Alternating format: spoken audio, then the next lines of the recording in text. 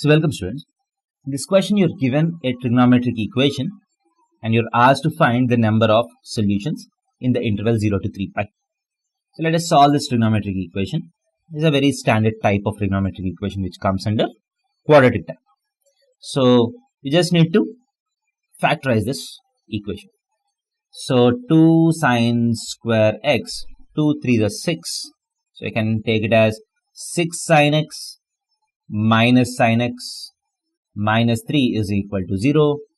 So 2 sine x times sine x plus 3 minus 1 times sine x plus 3 is equal to 0. This implies sine x plus 3 times 2 sine x minus 1 is equal to 0. This implies sine x is equal to minus 3 or 1 by 2. Sin x is equal to minus 3 or 1 by 2. So this equation is not valid because sin x is never equal to minus 3. So the other solution which is valid is sin x is equal to half. So you need to find the number of solutions for sin x is equal to half in 0 to 3 pi. So I can draw the quadrant diagram for this. So we know that sin x is positive in the first two quadrants and negative in the second two quadrants.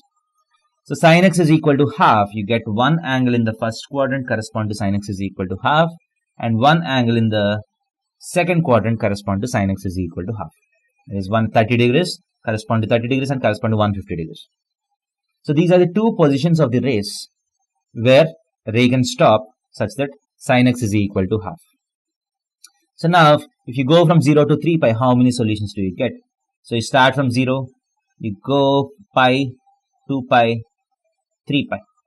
So how many times is my ray stopping at these positions?